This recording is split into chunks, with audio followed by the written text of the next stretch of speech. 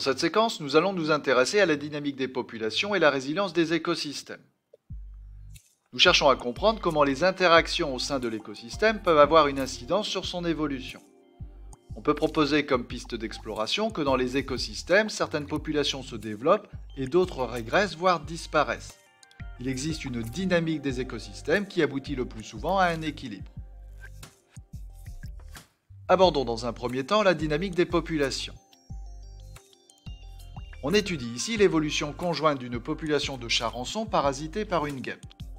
En effet, l'une des phases du développement de la guêpe s'effectue à l'intérieur du charançon qu'elle dévore.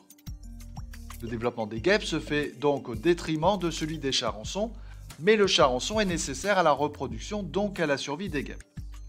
On a ici un exemple parfait d'évolution dit en miroir de ces deux populations, c'est-à-dire que lorsque l'une des populations augmente, l'autre diminue. On peut expliquer facilement ce phénomène.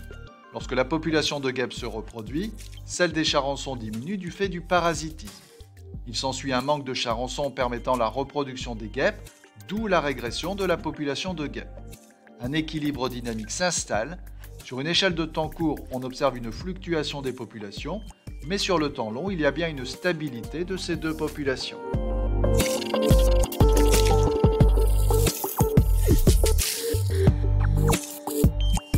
Dans ce deuxième exemple, on étudie les interactions entre une population de proies, des lemmings courbe bleue, et une population de prédateurs, les chouettes harfang, histogramme jaune. On constate une fluctuation des deux populations qui s'explique par le fait que la prédation par les chouettes harfang régule la population de lemmings, mais qu'en retour les lemmings régulent la population de chouettes dans la mesure où ces dernières se nourrissent de lemmings. Lorsque les chouettes épuisent leurs ressources alimentaires, à savoir les lemmings, leur capacité à survivre et se reproduire diminue. Les deux exemples qui ont été étudiés ici permettent de montrer que les populations fluctuent en fonction des interactions entre les êtres vivants, c'est-à-dire des interactions biotiques. Nous allons aborder maintenant la notion de résilience des écosystèmes. À la suite d'un incendie ou comme ici d'une coupe rase, on constate que les espèces qui peuplent un écosystème se réinstallent. La vie de l'écosystème se caractérise par une évolution naturelle des populations en lien avec leurs interactions. On étudie dans cet exemple l'évolution de la végétation à la suite d'un incendie. On constate un développement régulier de l'ensemble des végétaux pendant de très nombreuses années qui font suite à l'incendie afin de repeupler l'écosystème. Si on regarde ce qui se passe pour le chêne-liège, on s'aperçoit que très rapidement après l'incendie, il va se développer pour occuper près de 50% du terrain, mais qu'après un demi-siècle, il va commencer à régresser jusqu'à pratiquement disparaître.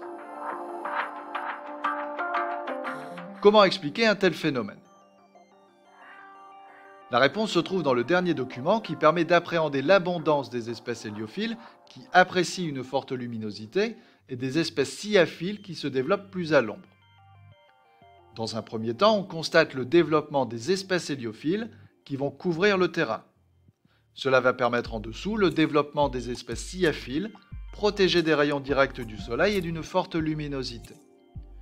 C'est la raison pour laquelle d'ailleurs on observe dans un premier temps le développement vu précédemment du chêne-liège, qui est une espèce héliophile, puis sa disparition parce que le terrain devient de plus en plus occupé par des espèces cyaphiles.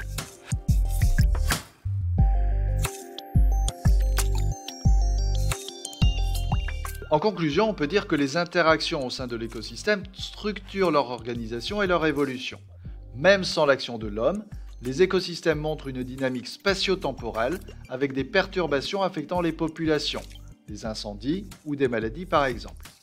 La complexité des interactions favorise la résilience des écosystèmes qui, jusqu'à un certain seuil de perturbation, aient la capacité de retrouver un état initial.